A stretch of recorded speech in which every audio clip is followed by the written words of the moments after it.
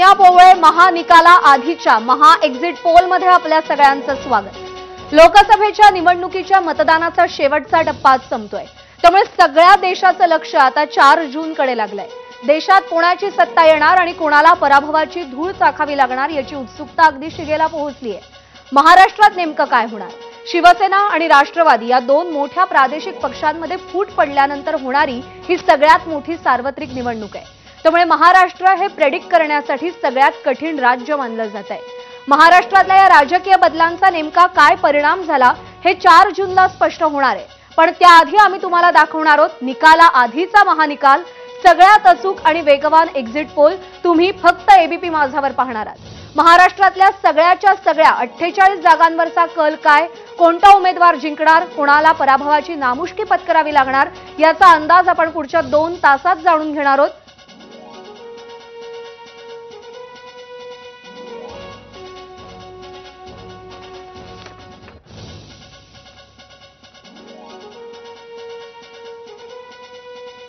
आणि महाराष्ट्राचे आपण कल जाणून घेतोय। सगळ्यात आधी आपण विदर्भामध्ये जाऊयात। विदर्भामध्ये लोकसभेच्या एकूण 10 जागा आहेत आणि या 10 जागांचं सविस्तर विश्लेषण आपल्याला करायचं आणि त्यासाठी आपण थेट जाऊयात। रजत वशिष्ठ आपले प्रतिनिधी थेट विदर्भातून आपल्या सोबत आहेत। रजत, 10 जागा आहेत विदर्भातल्या। आपल्याला माहिती आहे की भाजप आणि काँग्रेस या दोघांमध्ये तुल्यबळ लढत यावेळी इथे होताना आपल्याला पाहायला मिळेल। काय विश्लेषण आहे, काय अंदाज आहेत तिथल्या विश्लेषकांचे?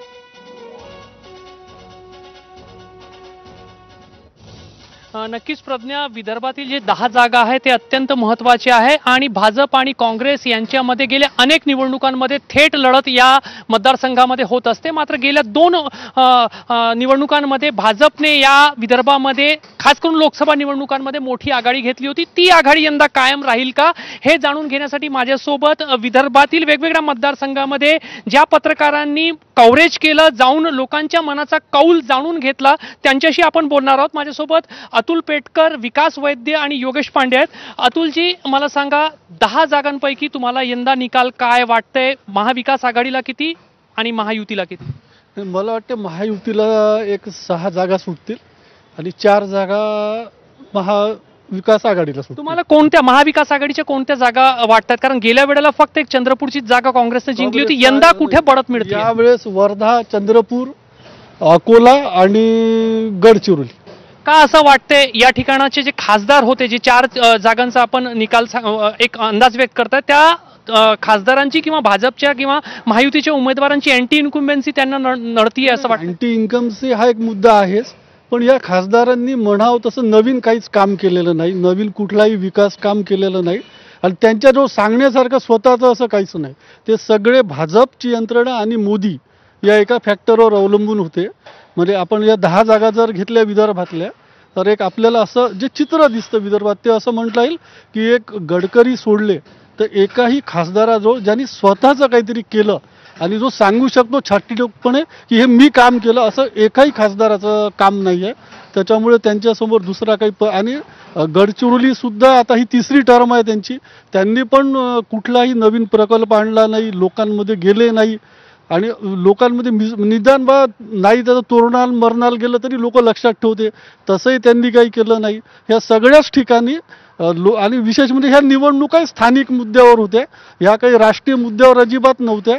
त्याच्यामुळे इथे फार प्रॉब्लेमच आहे। विकास सर, तुम्हाला काय वाटते? मागच्या वेळेला जवळपास 8 जागा महायुतीला मिळालेल्या होत्या, यंदा महायुती आणि महाविकास आघाडी कसं राहील? माझ्या मते 2 जागा ज्या आहेत त्या महाविकास आघाडीला मिळतील। कोणत्या 2 जागा? गडचिरोली आणि यवतमाळ वाशिम, ह्या 2 माझ्या शक्यता वाटतात मला महाविकास आघाडीला, आणि 8 जागा ज्या आहे या महायुतीला मिळतील। यवतमाळ वाशिमचं जर सांगायचं झालं तर यवतमाळ वाशिममध्ये सगळ्यांना माहिती आहे की हेमंत पाटील जे हिंगोलीचे खासदार होते, त्यांना तिकीट न दिल्यामुळे त्यांना एक कॉम्पेन्सेटरी मेजर की त्यांना वाईट वाटू नये या दृष्टीने राजश्री पाटील यांना यवतमाळ वाशिममध्ये देण्यात, कारण यवतमाळ वाशिममध्ये भावना गवळींना अंदरून आतून भाजपचा विरोध होता की यांना उभं करू नये, किंवा त्यांचा सर्वे असा म्हणत होता की भावना गवळी यावेळी निवडून येणार नाही। त्याच्यामुळे ती जागा राजश्री पाटील या एका अत्यंत नवख्या महिलेला मिळाली, हा एक भाग आहे। आणि गडचिरोलीला अशोक नेते जे आहे, अशोक नेतेंच्या बाबतीत अँटी इन्कम्बन्सी फॅक्टर हा खूप मोठ्या प्रमाणात चालला। कारण अतुल जसं म्हणाला की त्यांचं फार असं भरीव काम गडचिरोलीमध्ये जे काही झालं ते स्टेट गव्हर्नमेंटच झालेलं आहे. दिल्लीच्या दृष्टीने म्हणजे खासदार या नात्याने त्यांचं मोठं काम तिथे झालेलं नाही.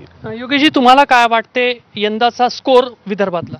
सगळ्यात पहिले तर वोटर सायलेंट होता, त्यामुळे कुठली एक्झिट पोलची एजन्सी असो कोणी असो आज दाव्याने सांगू शकत नाही की नेमकं काय स्थिती असेल. पण जर आपण ग्राउंड रिॲलिटी बघितली तर विदर्भातल्या 5 जागांवर टफ फाईट राहणार आहे.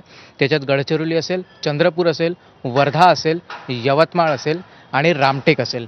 या 5 जागा, त्यातही जर आपण बघितलं तर महाविकास आघाडी कुठेतरी यवतमाळला, वर्ध्याला आणि गडचिरोलीमध्ये काहीशी आघाडीवर दिसून येते आहे. प्रत्यक्ष चित्र जे आहे ते आत्ता सांगणं याच्यासाठी शक्य नाही, कारण की वोटर सायलेंट होता, मी अगोदरच सांगितलं आहे. यवतमाळची जर गोष्ट केली तर ऐन वेळेला बाहेरच्या उमेदवार तिथे देण्यात आला. रामटेकमध्ये काँग्रेसचे माजी आमदार जे होते त्यांना शिवसेनेत आणण्यात आलं आणि त्यांना तिकीट देण्यात आली.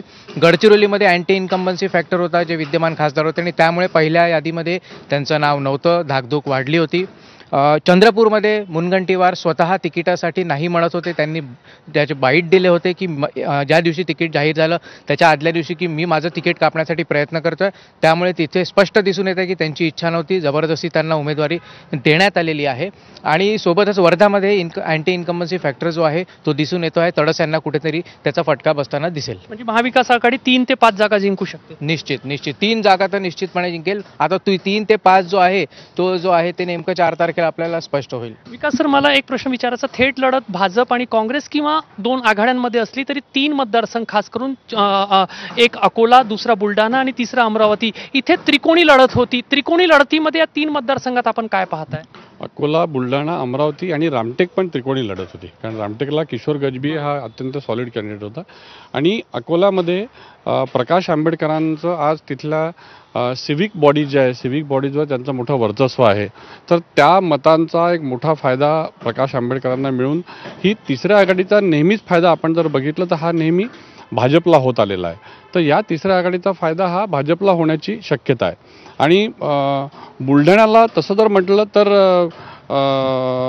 फार अशी म्हणजे तिसरा नेता हा खूप मोठ्या प्रमाणात तिथे त्याला वोट्स मिळतील की नाही हे मला शंका आहे. आणि तिथे जे प्रतापराव जाधवांचं काम जे आहे, कारण त्यांच्यासमोर खेडेकर हे जे शिवसेनेचे जिल्हा प्रमुख जे आहेत त्यांना देण्यात आलेलं, त्याच्यामुळे तसा माझ्या दृष्टीने मी जे काही चर्चा केली त्याच्या दृष्टीने तो फार वीक कॅन्डिडेट तिथे होता. अमरावतीला जे बुबचं जे नाव आहे दिनेश बुब आपल्याला माहीत असेल की हे सेव्ह मेरिट सेव्ह नेशनमध्ये त्यांनी फार मोठं नेतृत्व केलं त्याच्यामध्ये. आणि त्याचा फायदा नवनीत राणांना होणार की नाही हे आत्ता सांगता येणं शक्य आहे, कारण नवनीत राणांची स्वतःची एजन्सी, स्वतःची यंत्रणा तिथे त्यांनी काम केलेलं आहे. त्याच्यामुळे आपण तिथे डायरेक्ट तिसरी लढत होती असं आपल्याला म्हणणं थोडंसं कठीण आहे असं मला वाटतं. नागपूरबद्दल का? नागपूर सर्वात VIP सीट, सर्वात जास्त चर्चेची सीट, पूर्ण देशाची नजर नागपूरबद्दल आहे.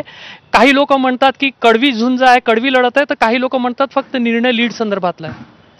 नाही, नागपूरबद्दल बोलायचं झालं तर एक गोष्ट आपल्याला हे कबूल करावंच लागेल की विकास ठाकरेंनी नागपूरमध्ये रंगत आणली. एरवी कसं होतं की एकतर मागेही मी सांगितलं की पहिले इथे कुणी लढायला तयार नव्हतं काँग्रेसकडून. विकास ठाकरेंनी पण सरळ सांगितलं होतं की मला ही जागा नको आहे. जसं चंद्रपुरात मुनगंटीवारांनी सांगितलं होतं की ही मला लढायचंच नाही बा. पण आता त्यांनाही म्हणजे सुधीर मुनगंटीवार म्हणजे काँग्रेसमधले विकास ठाकरे आहे आणि विकास ठाकरे म्हणजे काँग्रेसमधला सुधीर मुनगंटीवार आहे. त्यांना लढायचंच नव्हतं या दोघांना, पण आता ते लढत आहे. तर मग त्यांनी थोडे प्रयत्न केले, या लढाईत रंगत आणली, लक्ष वेधून घेतलं आणि एकतर्फी झाली नाही विकास ठाकरेंमुळे. फक्त आता ते जे मतांचं सांगितलं जाते की विकास ठाकरे जे आहेत म्हणजे ते दलित, मुस्लिम, कुणबी आणि हलबा, तर हलबा थोडेसे नाराज होते, पण गडकरी त्यांना एक भावनिक साथ घातली, त्याच्यामुळे हलबांची नाराजी दूर झाली. बाकी गडकरींची दृश्य कामं आहे, विकास कामं आहे, त्याच्यामुळे त्यांना फारसं इथे जड जाणार नाही असंच एकंदरीत चित्र आहे. एक मतदारसंघ अगदी पूर्वी टोक असा भंडारा गोंदिया, प्रफुल्ल पटेल सारखा मातब्बर नेता यंदा महायुतीकडे आहे, काय होणार?